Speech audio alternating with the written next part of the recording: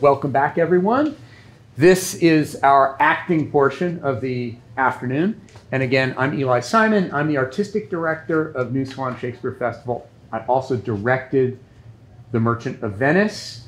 And we have with us two of our actors from the company. This is Crystal Kim, and in The Merchant of Venice, she plays Jessica. That's, as you may remember, Shylock's daughter.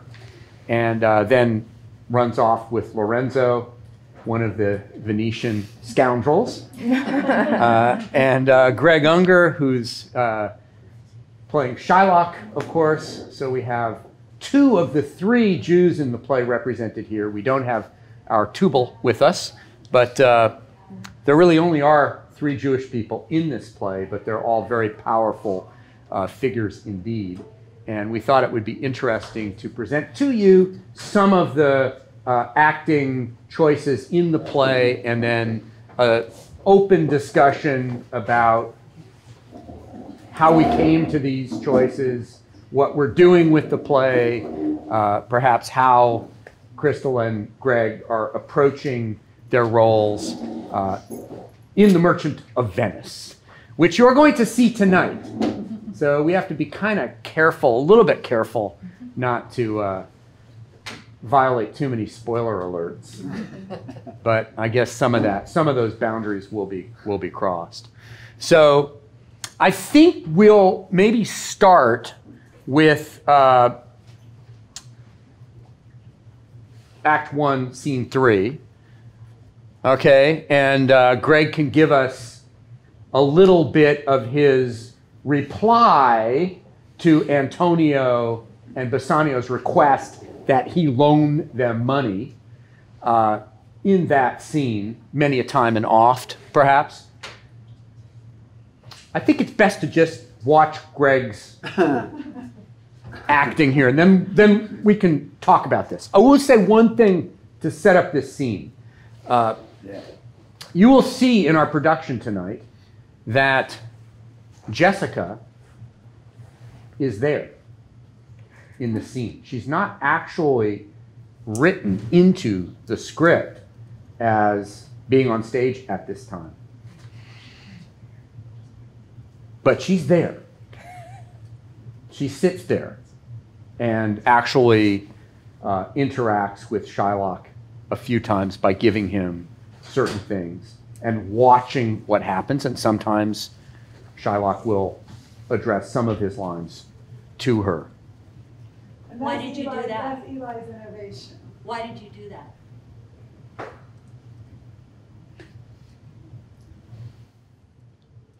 For a lot of reasons. I wanted to strengthen their relationship. I wanted to give an indication that Shylock was teaching her the business. And I wanted her to know what was going on between Shylock and the Venetians as this bond is being created. Because she's also thinking about escape at this time. So, Greg, do you want me to stand? I think so. I think so. He's the director, so you just... Well, this is very much like our theater, which is in the round.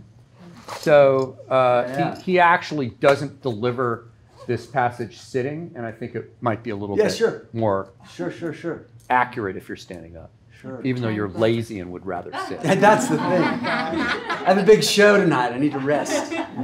We give each other a lot of grief. We've worked together for years and years, so.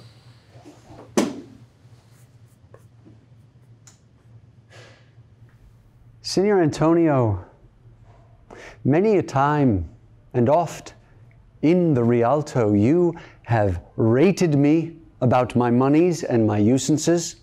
Still have I borne it with a patient shrug, for sufferance is the badge of all our tribe. You call me misbeliever, cutthroat, dog, and spit upon my Jewish gabardine, and all for use of that which is mine own well. It now appears you need my help. Go to then. You come to me and you say, Shylock, we would have monies. You say so. You.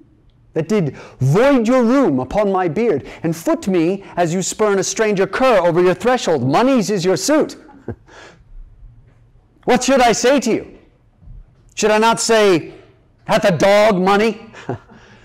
Is it possible a cur can lend 3,000 ducats? Or shall I bend low and in a bondman's key with bated breath and whispering humbleness say this, fair sir, you spit on me Wednesday last, you spurned me such a day, another day you called me dog, and for these courtesies I'll lend you thus much monies?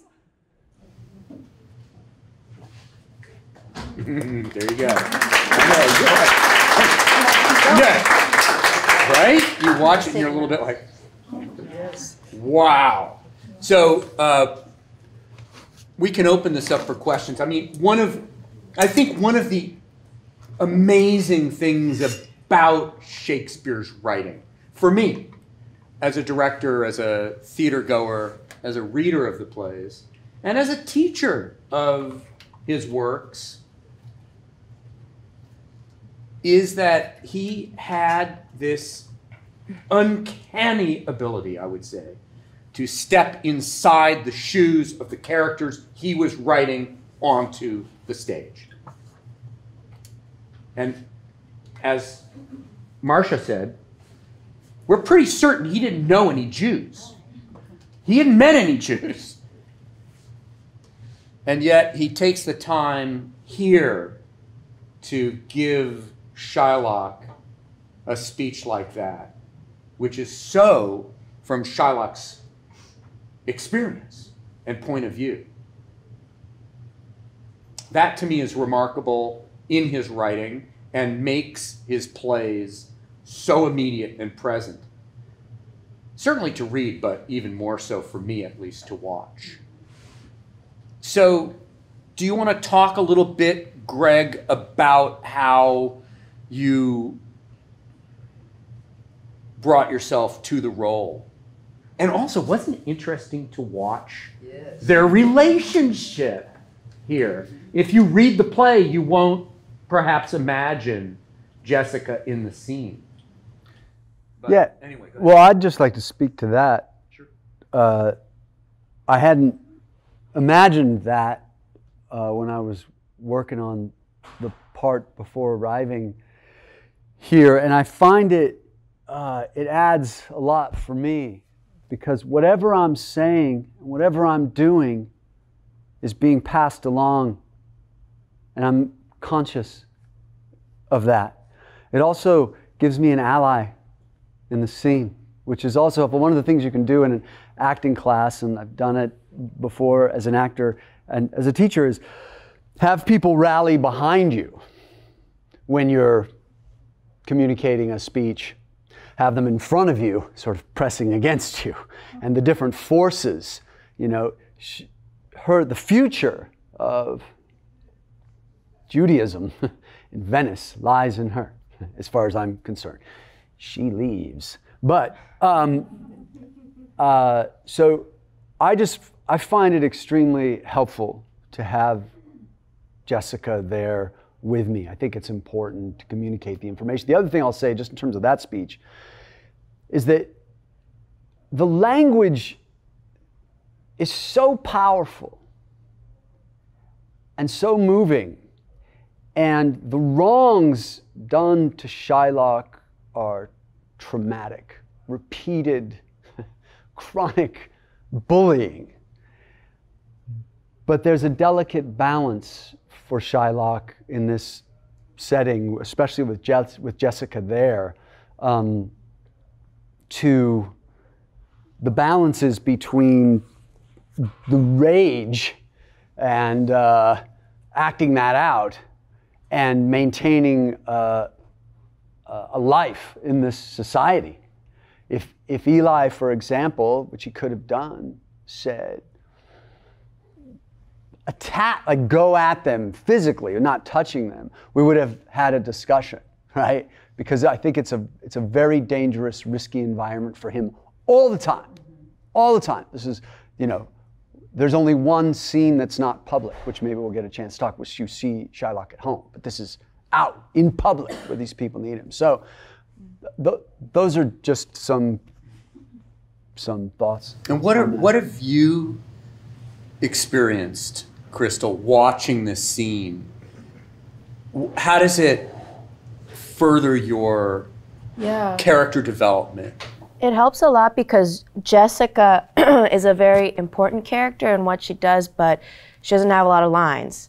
She has a very few amount of scenes, and so Eli putting me in the prologue and putting me in this scene has really helped flesh her out a little bit more, just to even just have stage time to figure out, okay, how does she interact with these people? And it makes my job harder in a way watching this scene, because I think without it, it would have made her flight a little bit more clean cut, but watching the abuse that her father endures, and for the audience to know that she watches this type of behavior every single day, maybe even experiences it herself, and then literally runs off to the two people who abuse him in this scene.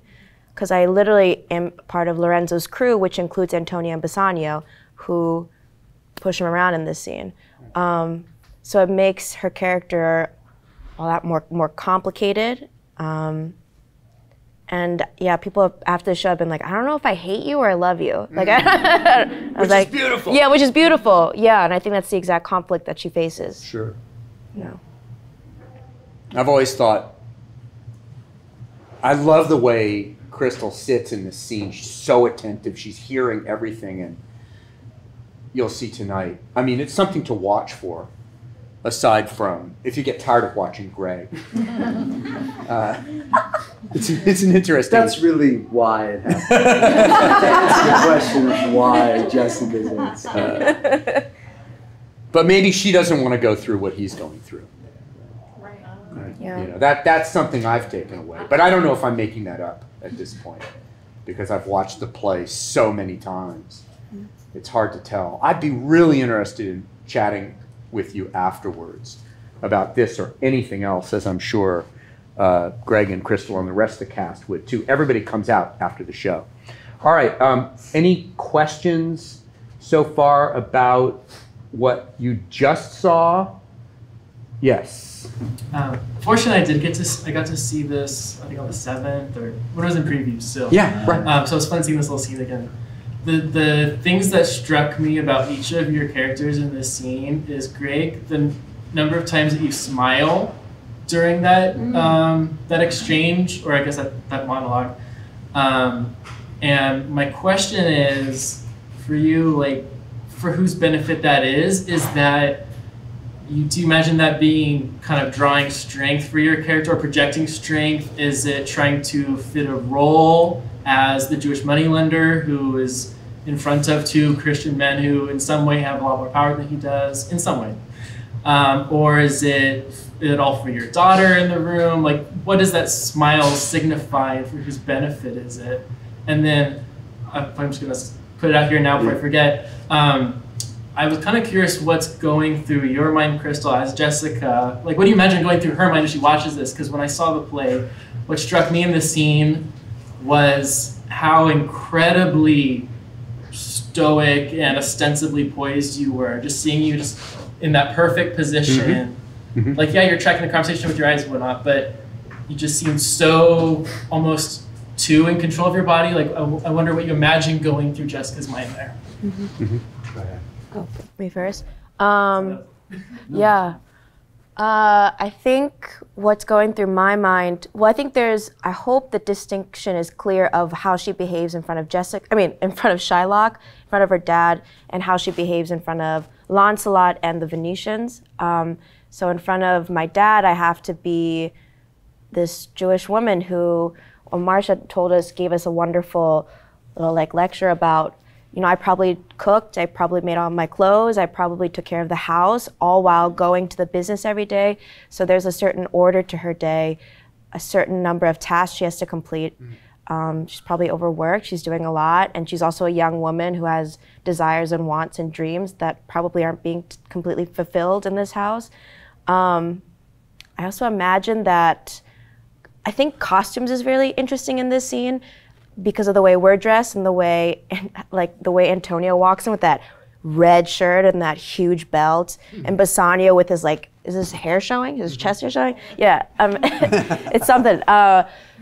But I feel like she is like observing clothing, and she's like, because my outfit in part 2 is just so different. I feel like she's watching their clothes as well. That's what's going through. In the worlds. Yeah, and how she's gonna craft her new outfit. That's great. Inside the actor's mind. And you know, you're asking like, what do you imagine she's thinking? But for the actor, that's what they're thinking, you know? So if, I mean, a good actor is not thinking, this is what the part should be going through, but rather just kind of dropping into this moment and being in that place. To find distinction, right? Yeah, I don't know when, or I didn't plan on any smiling. The context, as I sort of said before, is I want to live in civil society with these guys, and I don't want them to beat me up in this moment. And I am bringing up the bullying that is, so it's a delicate thing to bring up. So I think the delicacy of it, and you did these horrible things, but you know, we're gonna, and you know, and in a moment, I'm gonna say, I will forget the shames you have stained me with, supply your present wants, and take no doit of usance for my monies. Right? So I'm willing to let all this go. So I'm not aware of the smiling. And so I think it comes from a place of trying to get these points across without getting beat up or shamed in front of my daughter, or God forbid anything should happen to her. And when you come up with the idea of the Mary Bond, you really try to make that into like, this is like a big joke. Lighthearted. So yeah, I feel like there is this kind of element of smile and humor that shapes the way you deal with these people. And yeah, can we do business in a civil way? You know, and and coming up with the bond and the way that's gone through quite a few shifts. I'm not sure it's done. You know, so yeah, it is part of that. Yes. It felt a little bit sarcastic to me, not like where you were pushing the limits, but just like, are you kidding me? You know, but I'm gonna play along, but really? Yeah. Yeah. Well, we can imagine that they've never had a conversation like this before. Right. Okay, so we're clearing the air, let's say, from years and years and years of abuse, daily abuse. And because of your need, I get the floor. Ah, that's good, right? You must be very angry. I know you're angry. You have to be angry. You have years and years of anger to be dealt with. And I thought the smile might be, now I got you. Mm-hmm. You know, you're in charge now. They're asking something from you. Yeah. Yeah, they are. Yeah, like satisfaction. Yeah. That's for all you to come up with. There's, you know, it's what you see and what you think it is. That's what it is. Right. It's nothing else. You're interpreting behavior that he's not aware of. Greg, the actor, he's playing through the role in that moment. He may not even be aware of how he appears to you. But if there's 30, let's say, of us in this room, we will have 30 interpretations of what's going on. That's the beauty of live theater. So let's go. Is there anything else that we should? Because I was totally focused, you know, on Shylock. I wasn't paying any attention. Sorry, Jessica. But I will tonight. Well, is there no. Anything else like that you know? Don't forget. Oh well, yes. I will say, I love this. This is one of the great scenes that Shakespeare ever wrote, in my opinion. I love 1.3. This is a great scene. And we, you know, Greg and I, we just couldn't wait to get going on it. I think Crystal didn't know she was going to be in it until we got to stage it. And I wasn't sure I was going to put her in it, but It's one of we many call- brilliant touches. well, I don't know if it's brilliant. It might have just been luck. But we called her on that day. Remember? And I said, I'm not sure you're in this scene, but well, let's try it. And she never went out of it. As soon as she was in it, I knew that it would work. But it's one of those things you don't know until you try. So anyway, something else to watch for in this scene is the dynamic tension between the Venetians, Bassanio and Antonio and Shylock in terms of tempo or pace, because the Venetians are in a hurry to get that money. They want the money. If they had it their way, they'd come to him, give us the money, and Shylock would give the money, and that would be it. But you will notice that Shylock, Greg as Shylock, really takes his time. So and to me,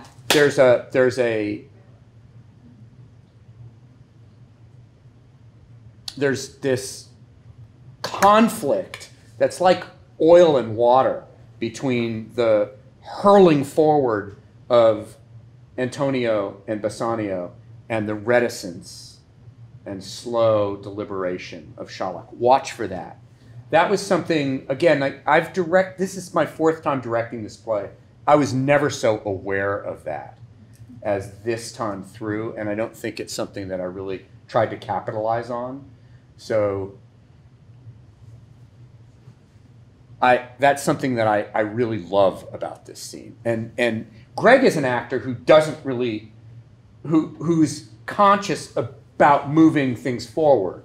He does it really well. He picks up cues very well and moves forward very nicely.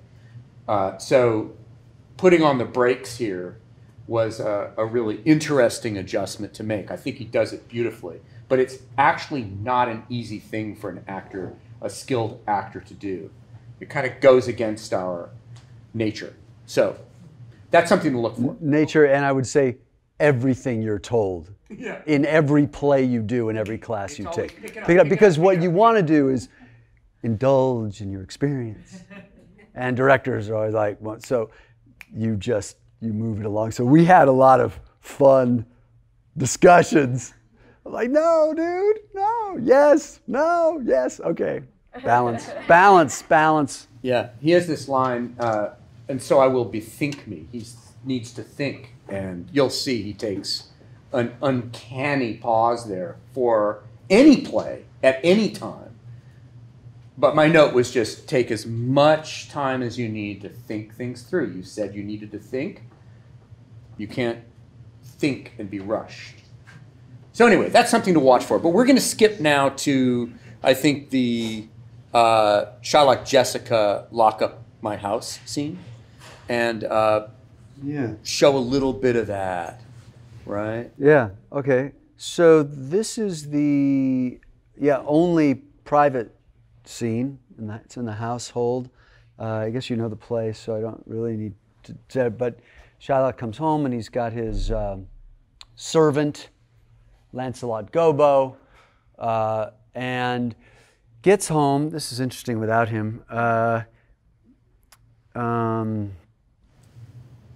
Call you. What Maybe is we your can will? come from. Call you. What is your will? Sure. But Yeah, right there. But we do have him. We'll figure it out. We'll figure it Let's out. figure it out. Yeah. I guess. Shylock's been called to go to dinner with the Venetians, so he has to leave. Yeah. He knows that it's carnival, and he, I would say, needs to have the house locked up and Jessica safe. Yeah. Yeah, which I just have to say, because I can't help myself, it's a very interesting, because in 1-3, they invite him to dinner. No, I will not go to dinner with him. Next thing you know, he's going to dinner. That's why he loses his daughter. Yeah, right. But Shakespeare does that all the time. He changes direction. Yeah. He goes, I said he wasn't going to dinner. I think it might be good to have him go to dinner. So Absolutely, but just that change kind it. of gap is a lot of space for the actor. Like, what happens? Because you want it, like, what happens that he ends up going to dinner? You make something up. You don't know if it plays, but you got to fill it out, right? You gotta, And Jessica, by this point, she is out. She's made up her mind. Yeah. She's made up her mind to leave. So everything that happens here in acting terms is covered, if you know what I mean. We do it all the time. We feel a certain way. We pretend that we're not feeling that or thinking that.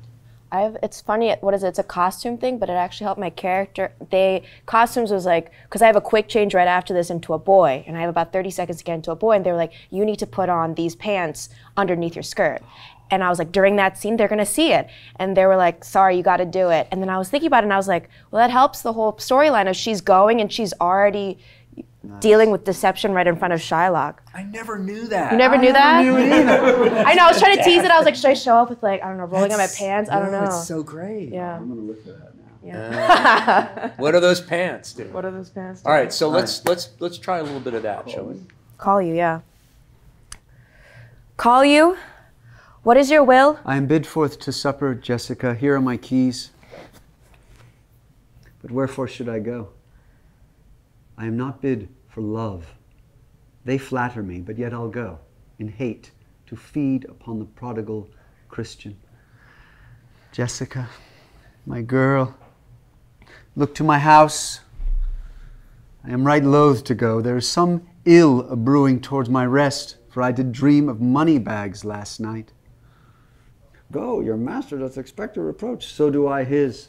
And yeah, I don't know if we should go on, actually.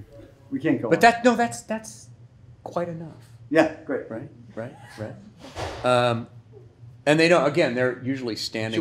Should we do the end? So let's do the end, but let's stand up for this. Okay. You guys are so lazy. You want to sit down and do it. It's like, get up, you know? Do a little acting. All right, so. Beginning of that, so we can hear it better. I think it is better standing.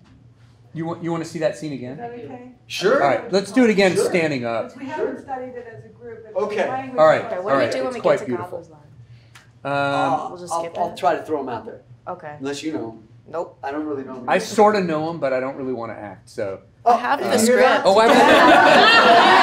we've got the script I can do. So Lancelot Gobbo is also in this, and he's lying on the floor, just kind of being a jerk. Oh, right here. Here we go. And I'll pretend to be him. Where are we going? Oh, I'm bid forth to supper? Oh, call you, what is your will? All right. Call you? What is your will? I'm bid forth to supper, Jessica. Here are my keys. But wherefore should I go? I am not bid for love. They flatter me, but yet I'll go in hate to feed upon the prodigal Christian.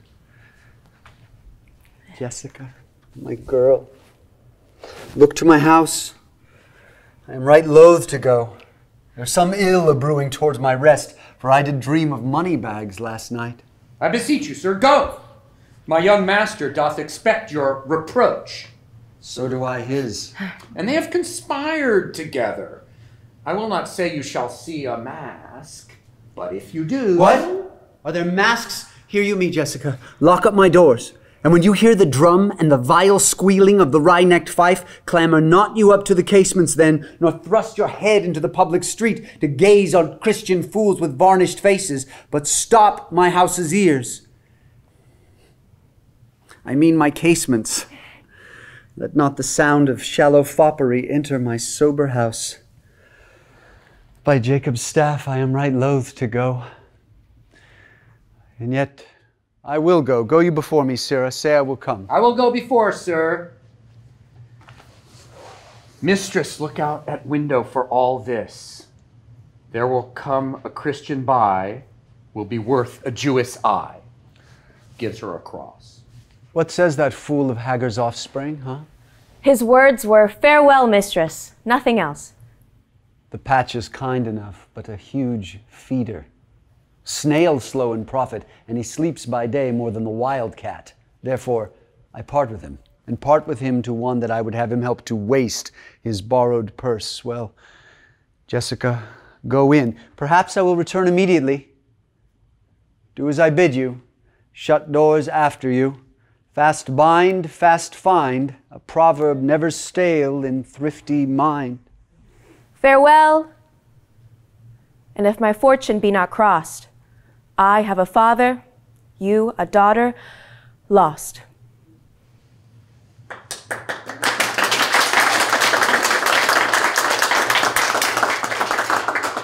that's a heartbreak, right? Because do you feel how much he loves her? Yes. And I think she loves him too, of course. That's her father. So that one little repetition of the line, did you see her pick that up? That is something we inserted because he says it so many times, of course. We love this scene because it really shows the depth of their relationship. As Julia said, this is a middle comedy, so the characters are really fleshed out much more than you would see in the earlier comedies that are more structured on just farcical happening. But they're deep. I mean, there's a lot of deep stuff going on. Questions? Thoughts? You know, I was really, I think both scenes kind of enhanced Jessica's betrayal. I don't know if this particular acting, your interpretations, but I really felt the betrayal. How did you feel that? I guess they so successfully showed the relationship, affection between the two, the regard for each other, but when she leaves, and leaves with a Christian, with a Venetian, all these people who have done so terrible things to her father. And yet, maybe in her youth, I can understand how a young person wants to get away from this terrible burden of being spit upon and treated so miserably, and to take on a new identity that's more hopeful. Yeah. I was really moved by it. Wow. Thank you. And also those Venetians, they're the cool kids. Yeah. They got the money and they have the clothes. It's interesting you mentioned clothes because there's a real difference in the clothing or costuming, as we say, that the Venetians and the Jews wear in this production, and I could see that she would want all of that. Anything else? I was Yes. going to also share, Nice to see Hello. you. Hey, Marcia. Yeah. one of the things we talked about in the one time I had with the actors was that her life was very different from the average girl growing up in a Jewish home because she had no maternal role model. Her mother died when she was tiny, which is probably why she has no siblings, right? So there's been probably a whole sense of her life, possibly, again, this is an internal understanding where the dad just like lived almost like Nemo's father in Finding Nemo. I know that's a symbol, like he just wanted to bring back this little fish, right? And but she didn't. But whereas you would have had the joy of engagement and see yourself as as part of a bigger system, she didn't have that, which is part of the reason, even though you love him, which is conveyed, why you just feel like this is my ticket out. That was. I just remember thinking that when I saw it. Yeah. And maybe you'd like to talk a little bit about your own experience and how you have brought your experiences to bear on Jessica. Yeah.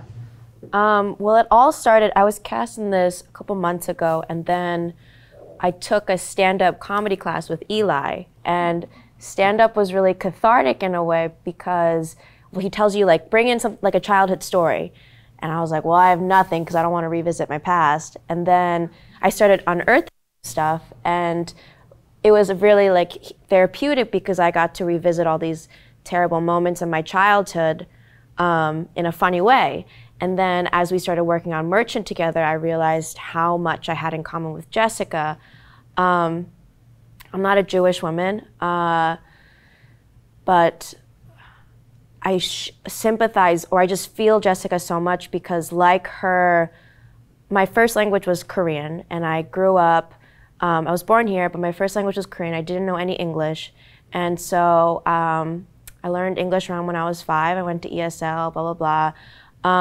And then as I started growing up, I had these, terrible thoughts and feelings because I was bullied for who I was. And I think it was around when I was like 11 or 12, I kind of got fed up with feeling different and being ashamed of who I was. And I came home to my grandma and I told her, I was like, Grandma, I'm done being Korean. And she was like, that's not going to work out well for you. And I said, well, I'm going to do it anyway, because I was young and peevish and didn't want to not be in. I wanted to be like the cool kids. I wanted to be accepted and loved for who I thought I should be. And so I stopped speaking Korean in my house, and it really hurt my family. And I convinced myself that I was a white female. Like truly, like body dysmorphia, like I truly thought I was white. And it wasn't until like I was like 16, I looked at like a print magazine at my dentist's office and I saw this like Asian woman and I was like, who is that? And I was like, oh my God, this woman looks just like me. And that I had this coming to where I realized, I relearned I was Korean. And it sounds so silly, but it's similar to Jessica's story where she sees, I'm not Jewish, but I know what it's like to have people be racist to my parents, to see my parents be abused for who they are when all they're trying to do is protect their children, me. And but when you get a ticket out and when you see how other people are treated so much better and you're young and you get kicked around, all you can hope for is, all you want is to be loved and treated like the Venetians in this sense.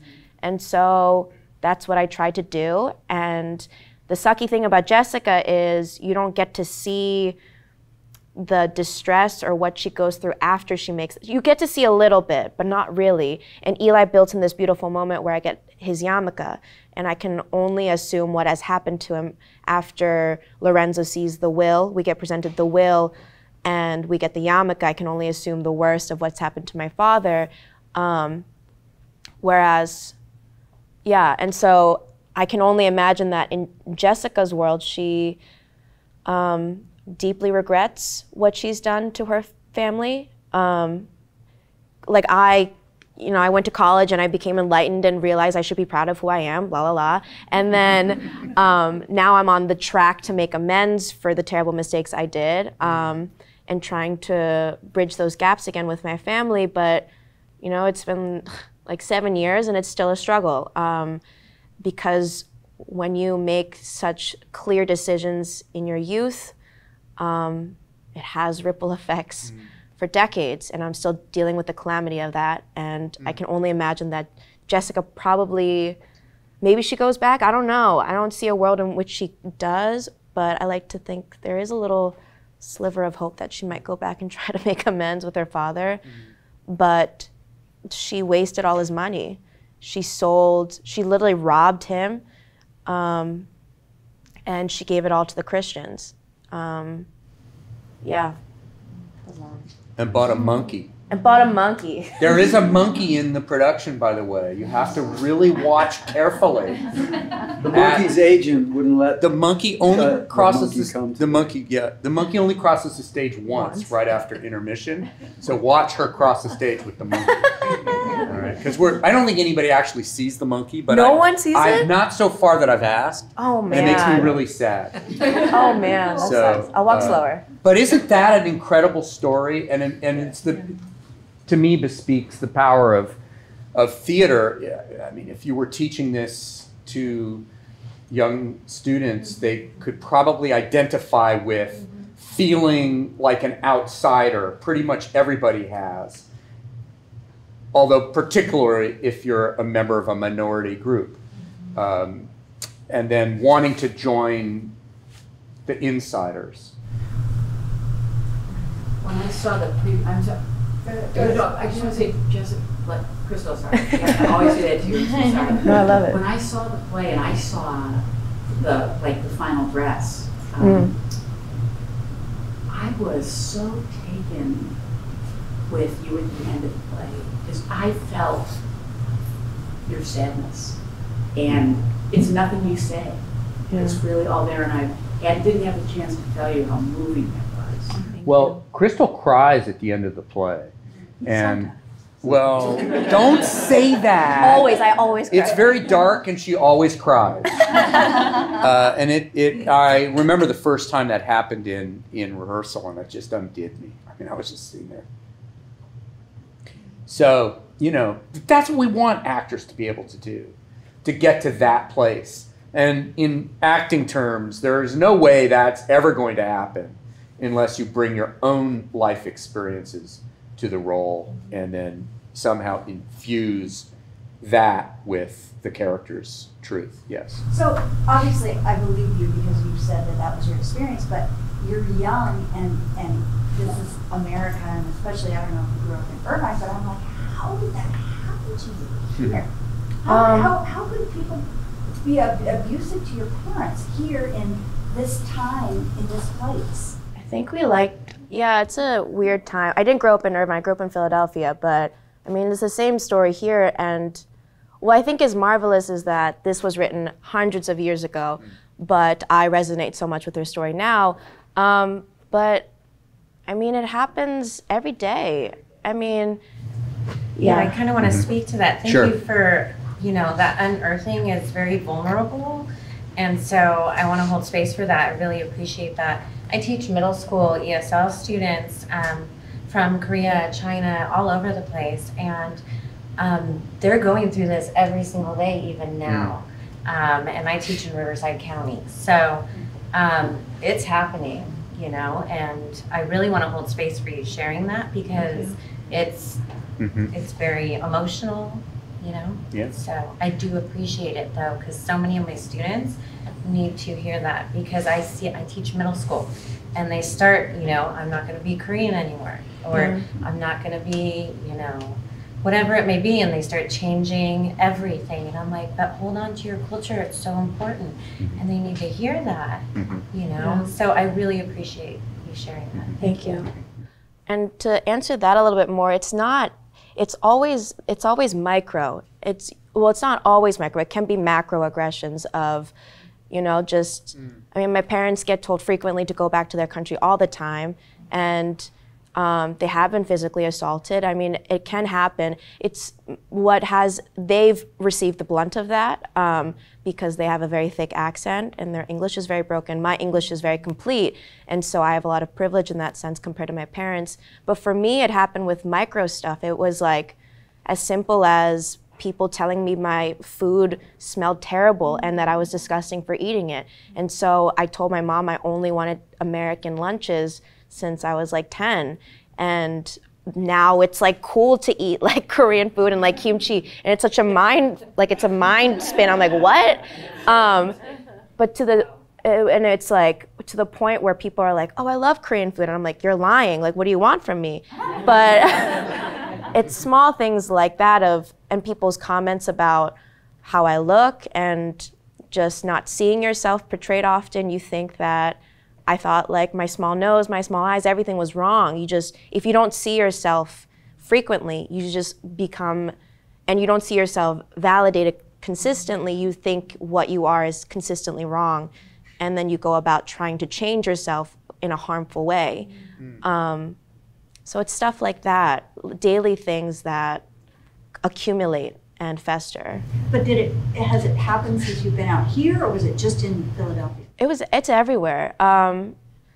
It grew up when it was happening, when I was in Philadelphia, but people have the same experiences here, like the friends I've made here grew up with a similar thing, and it's not, it happens to everybody who isn't the majority everywhere around the world, I guess. Sorry. What I really liked about the scene was the deception when you're receiving the cross. I'm watching the HBO show right now, Euphoria. It's about teenagers just doing bad things. And one, it stresses me out because I teach high school. I'm like, is this what they're doing? Two, it's also reminded me, like, when I was younger, how much effort it took to lie to my parents. And but at the same time, that's very adult because when I was interviewing at other high schools, it's not like I was telling my administrators that I want to leave, right? Right. So, one, it was like character building in terms of I'm being deceptive because I want to build on myself.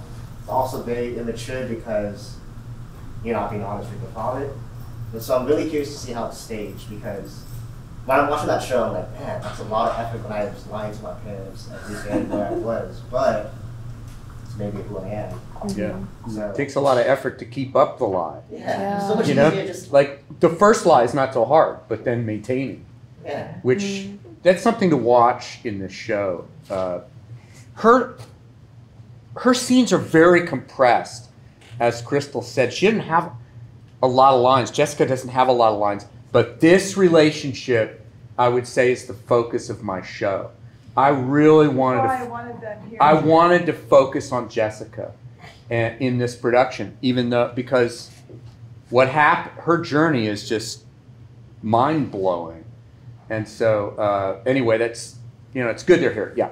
I have a question. Do you have her saying goodbye to the group before they go back to Venetia for the trial? Because she doesn't go with them. No. And she stays with her husband. And I wondered if there's a scene where you get to see her let them leave to deal with her father. It's a great question. Probably we could have added such a scene, but we did not. No. Just having them come back. Yeah, they just kind of come back. It's interesting how she has very few lines in the scenes she's in, except for the Act 5 Moonlight scene. Even there, she doesn't say a whole lot. She says, you have that one... I think I have like 25 lines. Yeah, and the famous one, which is... I am never merry when I hear sweet music. I am never merry when I hear sweet music. I mean, that's a killer line. And it's like the only line in pages of dialogue that she says. So I think we're almost out of time, and I'd kind of like to let Greg finish with his the famous Shylock hath not a Jew speech, because we should give that to you. Yes? And you need to stand. And you have to stand up. See, now you're directing, Julia. Yeah. Yeah. So. So this is 3-1.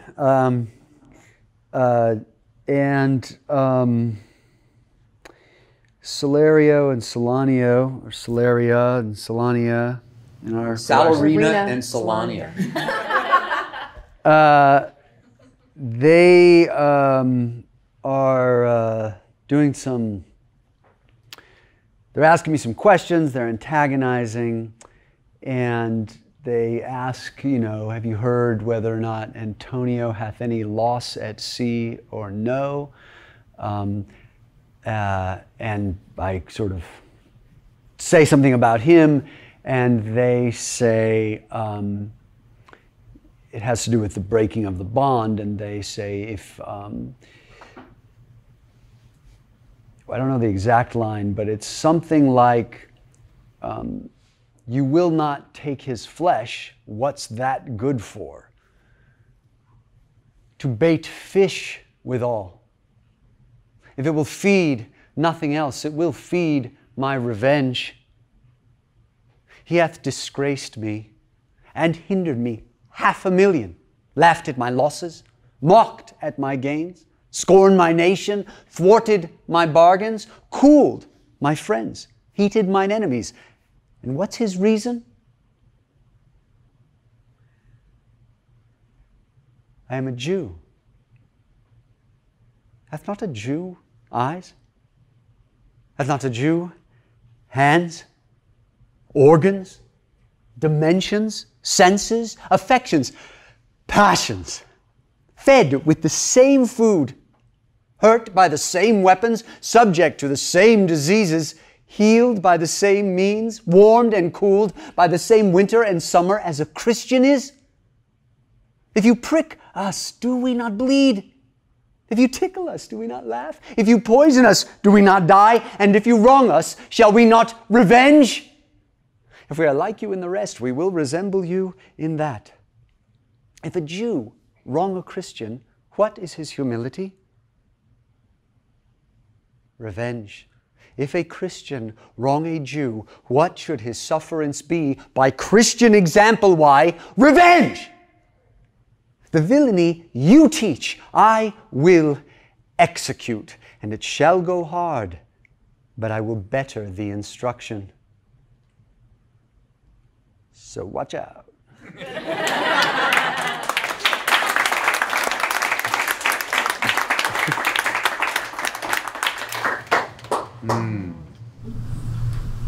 you said, just spectacular that Shakespeare wrote that. Incredible. Yeah. Think about that, having not known any Jews.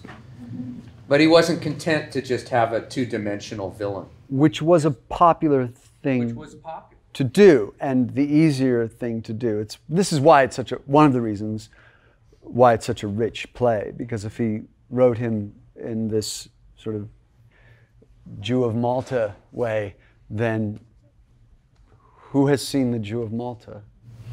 Right? So, anyway. Yeah. How did Shakespeare know of these languages of the Jewish people if he had any relationship with them? And then the audience, they're responding to what Shakespeare is representing, Shylock. I mean, the audience knows, right? They're responding to these horrible descriptions of Jewish people. So you're asking, how did Shakespeare know that Jews were treated horribly? The language too. Well, where did he learn all this stuff? The language isn't particularly Jewish, whatever that might mean. This is Shakespeare's experience, imagination, and so on. I suppose Marcia could, or some scholars have asked this question: what is Jewish in Shylock's language? You could find probably 100 dissertations on this very topic. So that would be my response. But in that speech, think about it. If it could have been fill in a minority, you could have said that about that wasn't particularly Jewish. That happened to be the subject of ridicule of the day.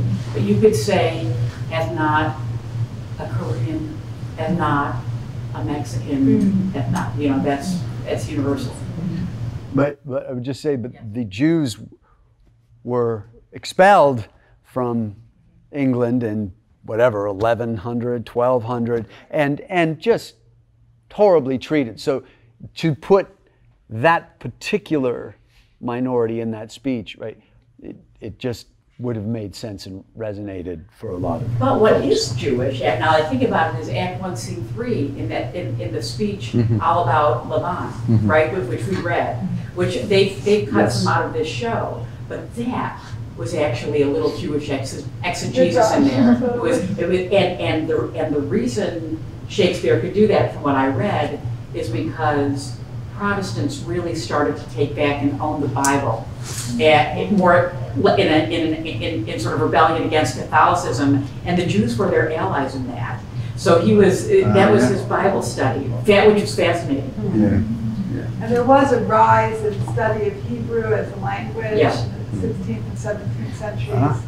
Jewish printing presses in Venice that were then distributed throughout Europe.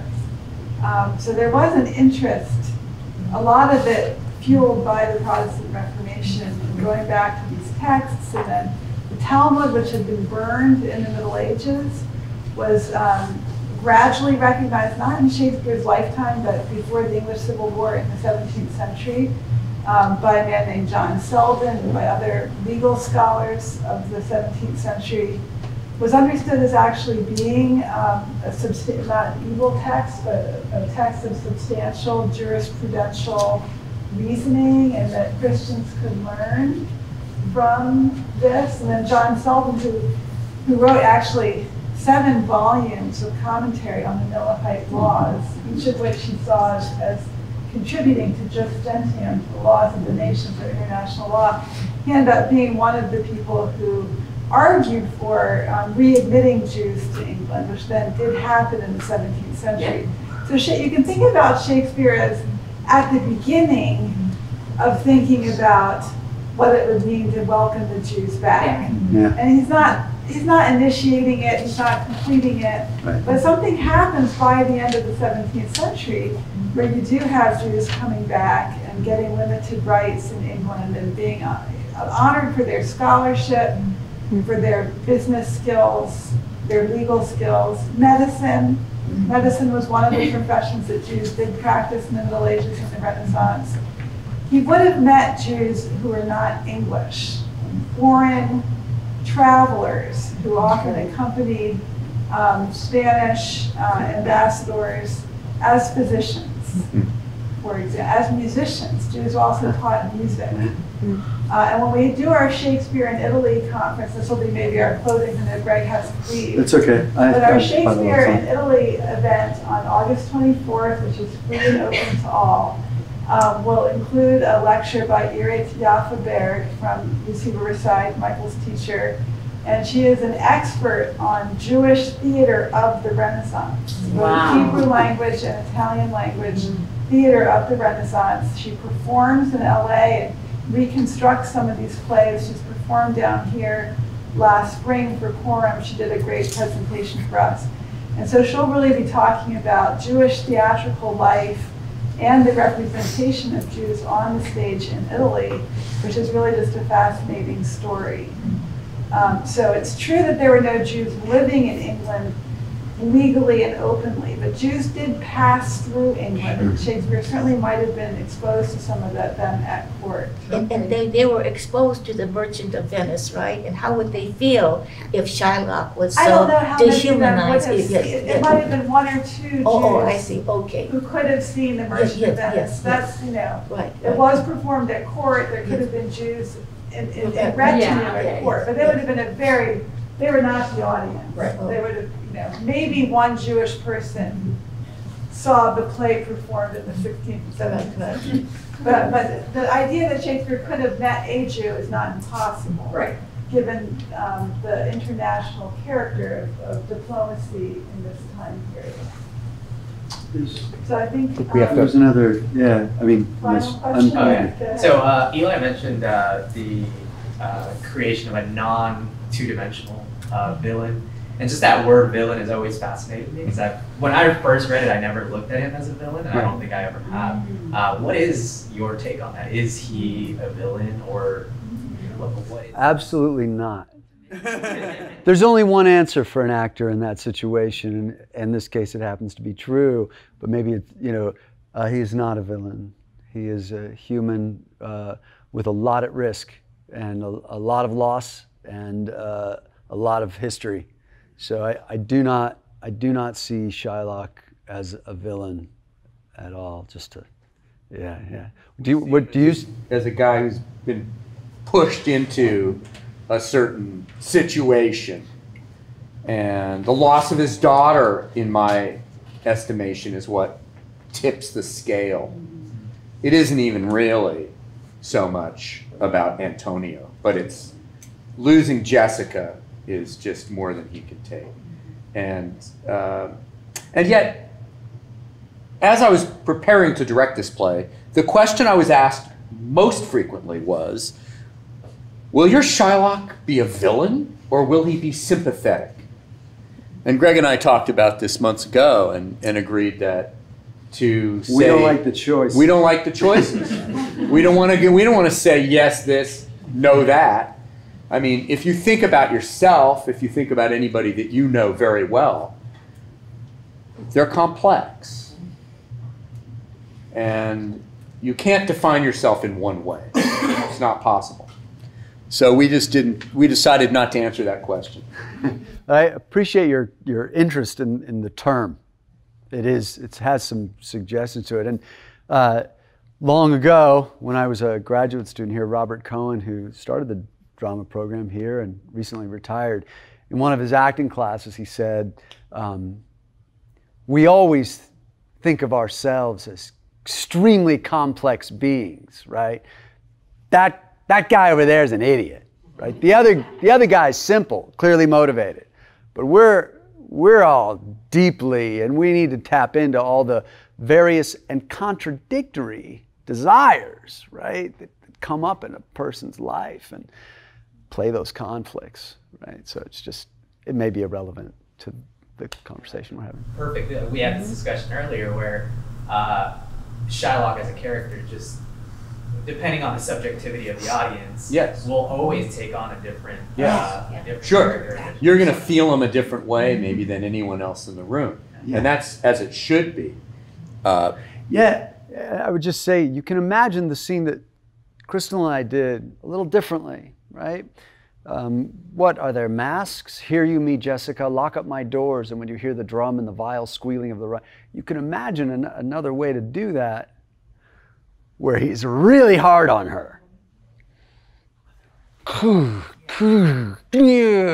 Right? It would totally change your. I know we know this. But it's very easy, especially for my students anyway, to think that the play is the play. It's objective. What happens is what happens. But it's theater, so the meaning is all up. It's all up in the air. Thank goodness. We know that in the Patrick Stewart Shylock, he smacked her. Oh, is that? He backhanded her. He looked in her eyes, and he could feel that she was going to be disobedient, and out of nowhere, he just whacks her. Now, that's a really brave choice. It didn't feel right for us. And I should just say it's brave in part because it's hard to get an audience back after you smack your daughter. Shylock after you physically abuse somebody. And I don't think he cared. Yeah. But I totally agree. Yeah. So. Okay, it's after. All right, we have to stop. Yeah.